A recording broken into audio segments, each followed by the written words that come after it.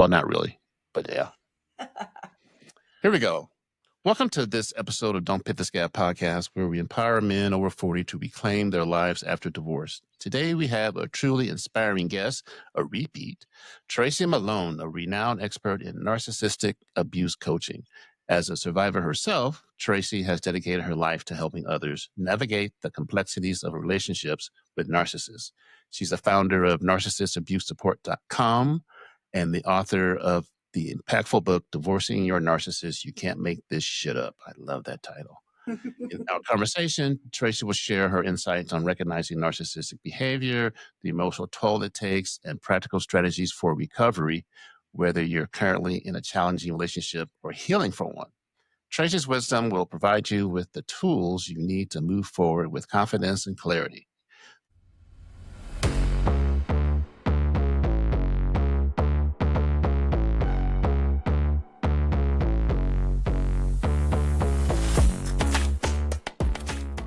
Welcome to the Don't Pick the Scab podcast with the premise of connecting men over 40 with the tools and community to thrive in their divorce recovery either before, during, or after a divorce.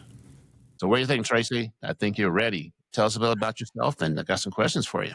Thank you. Thank you for that great introduction. I could have done it better myself. So I am a survivor of narcissistic abuse who made it her mission about 10 years ago to educate the world. I was shocked that I did not know, nor did my lawyer ever say, this is what's happening. It was just a high conflict mess of a divorce, and I never had the words. And when I did, I was like, how come I could be this old and not know about this? And so I set out to educate the world, and I've been doing that for all these years. Wow. Okay. Thank God for editing. Hold on, folks. Hold on. Here we go. Give me a second, Tracy. You know, I was thinking another part you can reach out is lawyers. You can write a lawyer book. Yes. Oh my gosh. That would be a good thing. Oh yeah. Because they don't know anything. They're knuckleheads. All right, we're coming up here. Got this new thing here. Come on. Let's go. I see the number going up. Yep. Come on, here we go. Come on. The question's coming. Here it comes. It's like my body in the morning, slowly. I've never been 64 before. This is my first time. Okay, here we go. You ready? Okay. Can you share your personal journey and what led you to become a narcissist abuse coach? Sure. So I was in a narcissistic marriage. I did not know I was in a narcissistic marriage. I actually thought I was in the happiest marriage of all, and I had Prince Charming as a husband, but did not know all the things that were going on behind the scenes, or that the manipulation and control I was experiencing had a name. And I divorced him. No one ever said the word. Found out because the next guy that I dated was also a narcissist, and he had me arrested and put in jail. And when I got out, someone said, he's gaslighting you. Look that up. And that led me down this path. And I decided to educate the world, because how could I be that old and not know this? So I built my website, which reaches millions of people every year. Awesome. What are some of the common signs that someone might be in a relationship with a narcissist? I know there are telltale signs that you can figure out. Well, there's red flags. We could like make a list of 1,000 red flags that you could see, but it is ultimately about control. It is ultimately about the way they make you feel. Like if you're confused, if like things don't add up, and that's why people don't have the words to name it, but it's like, they're saying this, but I know that didn't happen, or I'm confused by this, or they always make me feel like I'm the bad one, or I've done something wrong, or I can't say anything because I just get yelled at. When you're in those are the emotional ties to say there's something wrong here.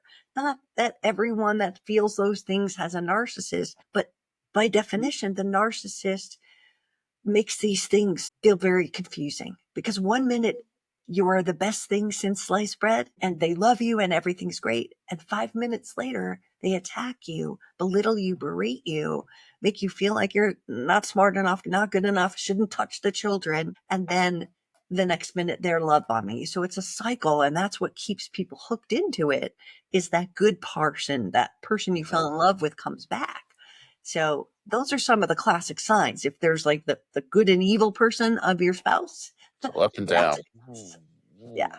exactly. The highs, the lows, the confusion, and just not feeling loved in many cases. I think that your self-esteem and your self-confidence are like targeted sometimes. How can someone begin to reclaim those things after going through that? Well, I think everyone who has been in a narcissistic relationship is going to have wounds from the relationship, like your self esteem, knowing who you are, feeling that you can trust after all of this betrayal. They have to heal those wounds in order to heal. I mean, it's a much bigger thing. You have to identify it, because if you go out, and I'll use myself as a really bad example, I got divorced from a horrible thing, went right into another relationship in a few months, and he was another narcissist. I didn't have my fears. He used that to manipulate me. I didn't have, all of my wits about me. And I brought the pain from the first relationship into that one. You have to heal, or you're going to be selected by someone else that pretends to be the best thing since sliced bread, and then they're going to abuse you as well. I mean, that's the whole thing. If you don't heal this stuff, you're going to attract it again. Define the new buzzword gaslighting. That's Mm. that's a term that's been out in the past couple of years. Gaslighting was the word of the year, I think in 2022, maybe. I get my dates wrong, but it was declared the word because it's basically gaslighting is somebody rewriting your history. If you remember something yesterday that happened and they tell you, no, it didn't happen like that. This is what happened.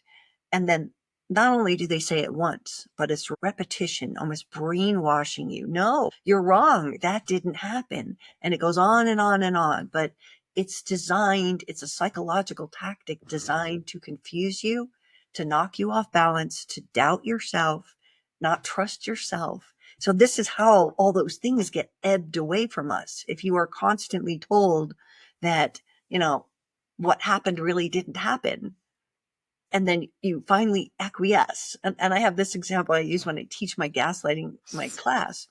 When I first married my husband, he cashed in his American Express points for Home Depot cards for our new home and buying things. And he got like $1,200 worth of them. He showed them to me, and then he put them in his pile of crap on his floor. And then they were gone. They were never found again. But for 10 years in this marriage, I was blamed that I moved or lost the Home Depot dollars. And I was like, no, I didn't. I didn't touch them. I know I didn't touch them. I laminate things. I have labelers on everything. I am so organized. That wasn't me. But constant repetition over the years, I finally acquiesced and went, whatever, fine, I did. But it became a family joke in his family. Well, we can't trust you, Tracy, because remember the Home Depot dollars? You lost those. And I was like, Wow.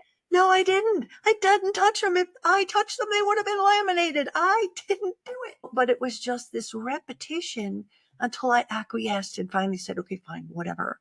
But it still was a family joke, which is also part of it, to remind you of your not knowing things correctly. You were wrong. You did it. See, you just admitted it. So supports and non-support from friends can be an issue. It's almost like a second level of your narcissistic abuse where their family gets on board too. Oh gosh, when you have a narcissist with a family that is supportive of them, because a lot of narcissists, their families hate them. But when you get that, blind family or a family of narcs, which is very common, if they were raised by a narc, they Yep. all stick together and they destroy the couple together. I have so many clients that the in-laws are the impetus and the financial backers to the divorce, and we're going to destroy you even though they loved you yesterday. What role does support from friends and family play in recovery from narcissistic abuse? How can they help? Well, I think if your friends are educated on it and are gentle with you, a lot of friends are like, they're gaslighting you, Yep. they're doing this, that's a narcissist, and that doesn't help. but explaining and understanding and saying, gosh, it sounds like that might be something called gaslighting.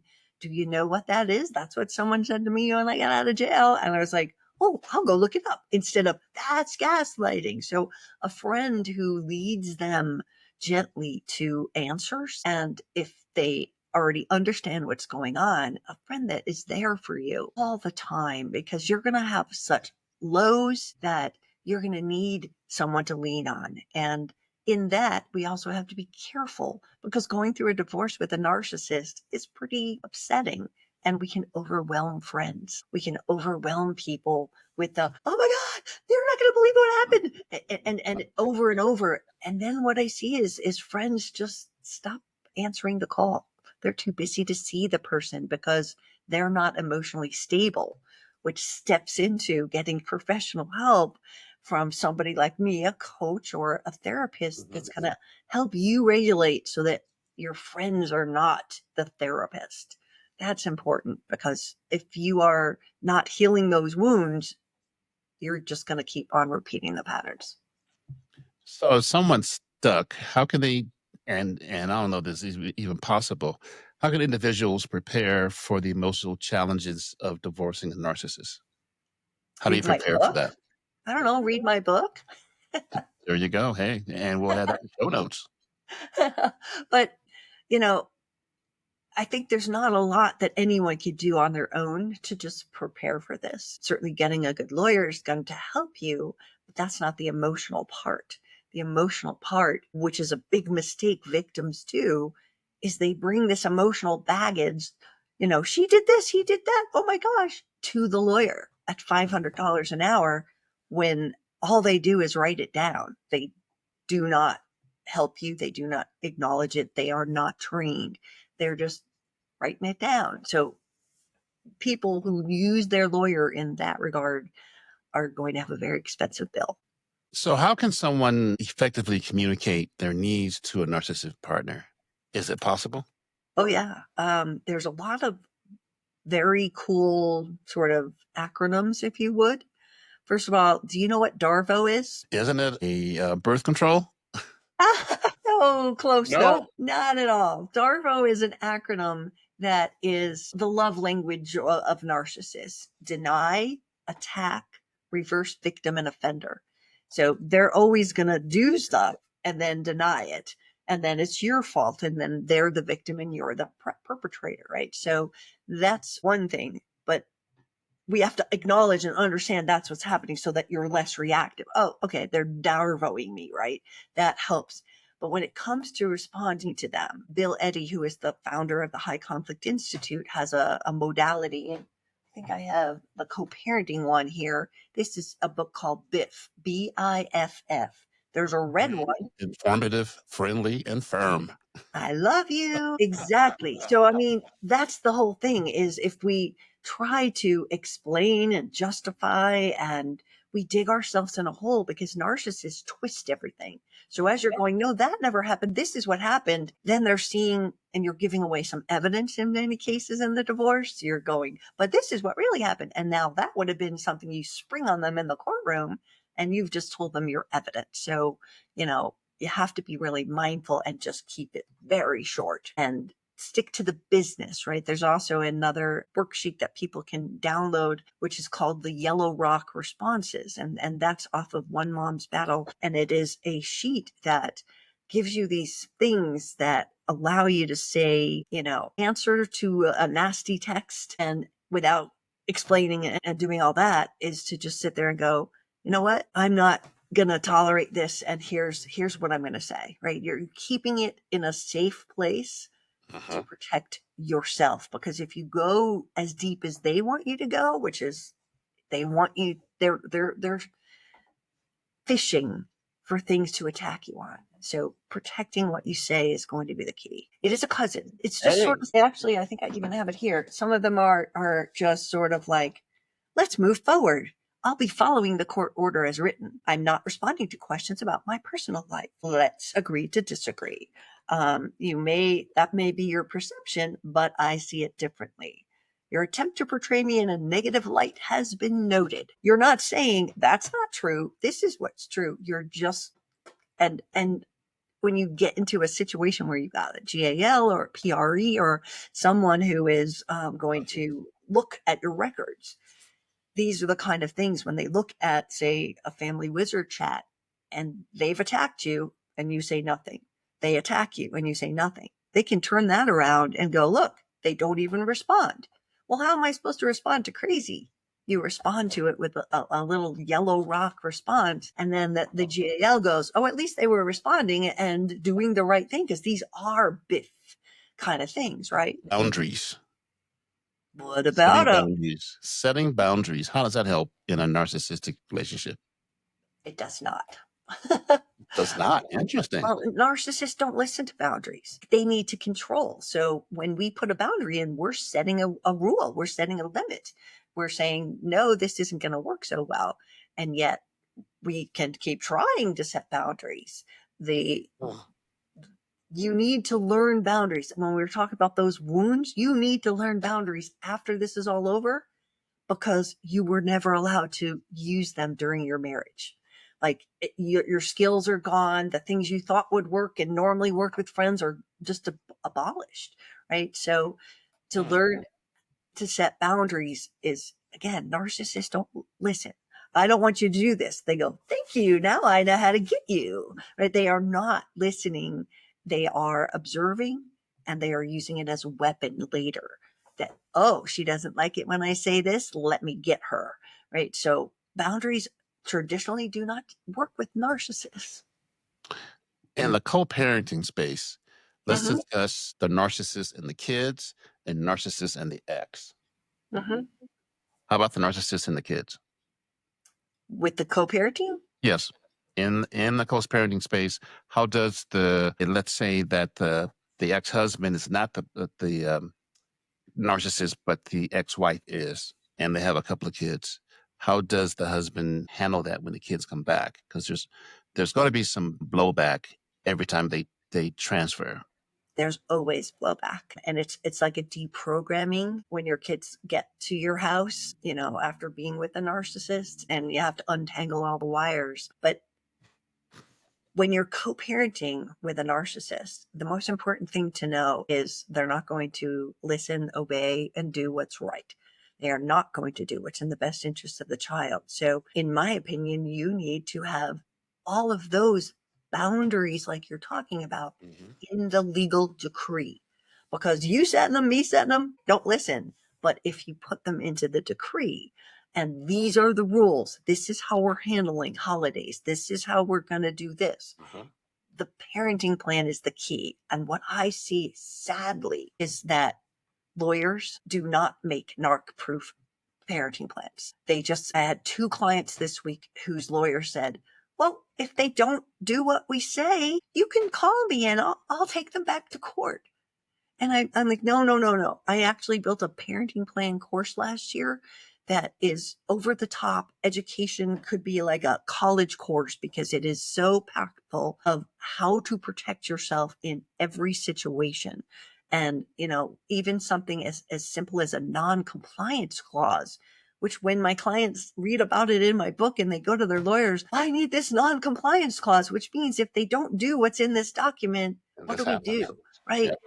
The non-compliance clause that I call what if they don't clause in my book. And it outlines and it sneaks into the section about both parties will be responsible for their legal fees. But in the event either party does not comply with anything in the degree above, then they will be responsible for paying the legal fees of the other party. Why don't lawyers want to put that in? Because you're cutting out the lawyer. Yep. This is, again, such an important thing. If you know that you are not going to be able to, by the time you're getting the divorce and all the things that have happened in the transition, what they won't do, what they never do, how they sabotage you, how they deny reality, you know what to ask for. And you have to know how to fight for it, because the lawyers will say, well, that doesn't go in most plans. It's okay. You don't need that. They don't care about your co-parenting future. They care about making money now and hoping to get another bucket later when their plan fails. Yeah, Wow. exactly. Lawyers are crackheads. I love that. What are some common misconceptions about narcissistic abuse that you encounter? I would say the common misconceptions are they're all true. I'm going, oh, they're all true. I'm like, it will be the worst divorce in your life. It will be, these are Oh man, truths. There is no misconception. Everything you hear out there is what can happen. it's just a And shit show. it's a spectrum. So some people are very low on the spectrum of terror in a divorce, where others, I have a friend who was in my original support group 9 years ago. She's still in her divorce and she's paid $8 million. Right? Who does that? Every single divorce decision has gone to the appellate court. Who does that? Not the judge, but the appellate court. They got the wife in this case got something, not a lot, but she got a nugget. And then, no, let's take that to the appellate court and let's slow that down. So then they go back to court for one more tiny nugget of decision. Oh, let's appeal that. And that just holds it up. And that just costs her millions of dollars. So, not many people would have that at their disposal to pay for a lawyer fee, which is the narcissist's goal. Yep. Is to outmoney you, is to out-challenge you, it's to lie about you. With dads especially, they demonize, they stick to that sort of old tradition of, women make better parents. And, they go into that narrative and it doesn't help the father. So your No. goal is to gather evidence. And it's not just willy-nilly, oh yeah, she said this mean thing, boom, boom, boom. It's organizing it. It's knowing, again, I have a really good webinar out there on how to document, how to pull this all together and what a judge is looking for. If you know the rules of evidence, you're not going to just cut a little tiny clip of a text that says, a horrible thing. A judge won't accept that unless there's a date on it and some of the conversation before and after it is there, because they don't know if, that was provoked or whatever. If you don't know the rules of evidence, you're wasting your time. But when you have the rules of evidence and you start to go, okay, they're looking for bad parenting things. And that little quote that we just clipped goes into the bad parenting sheet. And then when your lawyer says, okay, give me your 10 worst bad parenting things, because they don't want 400 pages of bad parenting examples. You can say there's plenty more we can give you, judge, but you pick the worst ones in every category because now you've got 100 to choose from. You present the ones that show bad parenting in the worst or a pattern. That's what people have to realize. The judge wants to see they did 15 bad parenting things. They financially twisted things. They did this. They abused the children this way. They weren't cooperative parents that way. Those are the things that a judge will look for. And that's how people build evidence. Dang, that is interesting. So I know that narcissist has that control aspect. Can you discuss the revenge aspect? That's got to be part of it too. That's an awesome question. I love that, David, because that is like the whole thing. It is spiteful. It is revenge. What happens with a narcissist and the psychological aspect of it is when something happens, we call it a narcissistic injury, right? You decide you want a divorce. They're pissed. You have an affair. They're pissed. The narc injury happens, right? Then what happens is they start to go into black and white thinking. So black and white is either you're good or you're devil spawn. There's no gray. There's no, we were married for 35 years. I'll be kind. You are devil spawn. The war is on. I'll fight to the death. That is every narcissist's dream.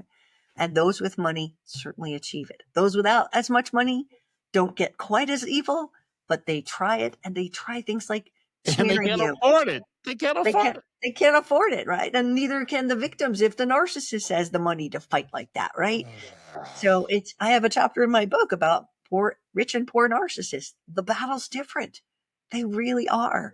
And so you have to know and battle up if you're going to go this direction. I have a friend who, when he was going through his divorce, and I told the story just this morning to another podcast. She was trying to get more money at the arbitration.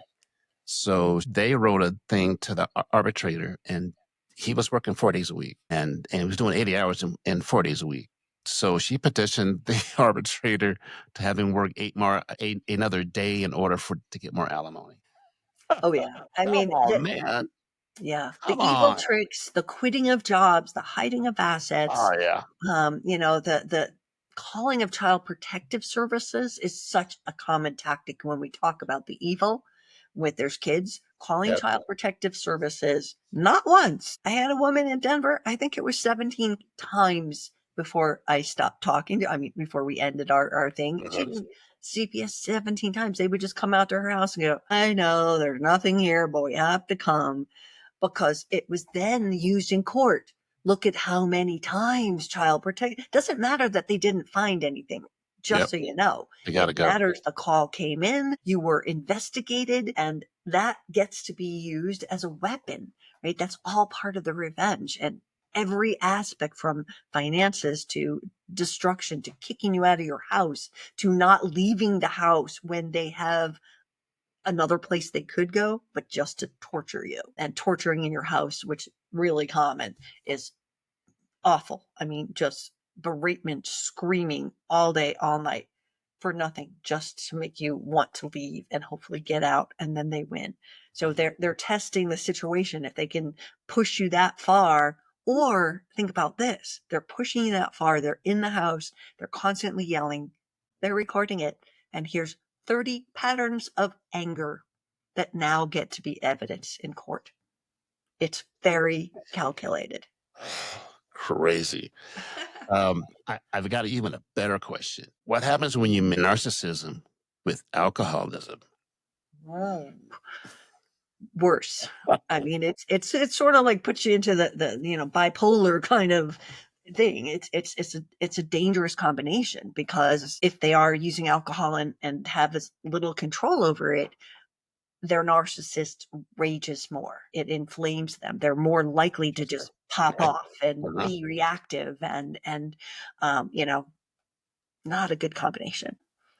Yeah, because I've seen that before with friends, and that, I mean, it just takes it to a different level.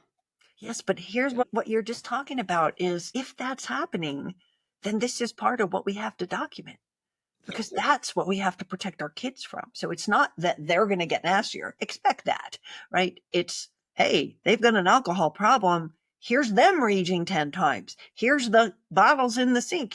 I can't have my kids there because every night they drink to this point, here they are passed out, right? All of these different things. And I've had many narcissists take pictures of the non-narcissistic parent taking a nap and say they were drunk, put a bottle next to them and take a picture and Gotta present be it to. kidding me.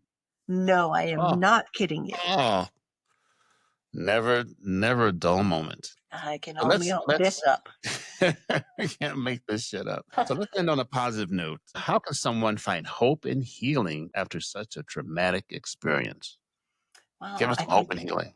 hope and healing is retaking your life, figuring out who you are, rebuilding yourself, healing those wounds. When you become someone who believes in themselves, trusts themselves, knows their red flags, and knows what you're looking for, you're a much stronger person on the other side. That's get there with hope.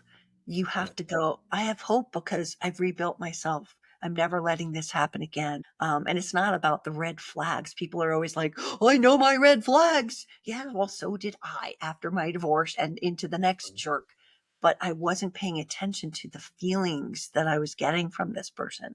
Do they make me feel safe? Are they reliable? Are they dependable? Do they have integrity? Are they kind, and do they remember that I had a really important interview with David Webb today, and when they get home go, how is your wonderful webinar with David go? Do they care about you? Right? You have to set your marker on looking for those things in another person, and then you'll have hope, because if someone isn't those things, you're not going to stay, and you're going to go, I got this, right? There will be people you'll think are good, and then you'll find out that they're not. But if you are looking for someone that has integrity, for example, and I never thought of this thing from my last narc as I just thought it was annoying and mean, but I would make dinners all the time, like special, be here at 6, beautiful dinners. And he wouldn't show up till 7:30. And my filet mignon would be sitting there, burned and ruined. And he would come in and be like, "Oh, but I'm not hungry, baby. Let's just cuddle." I never thought of that as someone who didn't respect my time, Yep. didn't care that I spent all that time at it, didn't respect to come on time or even call that they were going to be late. I just said, "Oh, that's just them." That's the thing when you go, "I'm not tolerating. You don't show up for dinner maybe once, freaking call me." I get it. It happens. But consistency? No. You're not being there for me. Why do I want to be with you? I will never settle for that kind of behavior again. And when you know all that about yourself, you have hope that life will never do this to you again. It's almost like we make excuses, and the excuses just fuel the fire. Yeah, absolutely. Yeah. I think that, and I've seen this, and I did this too. My first relationship out of the gate was just like my ex. That happens a lot. It happens a lot. I mean, it's like a carbon copy. Why is that, you think? It's just universe, or what's the deal? No, I think, well, the universe could be saying, "Hey, you didn't learn your lesson. You want to learn it now?" I mean, there's that, which is how I finally learned it, right? They do give you what you need to learn.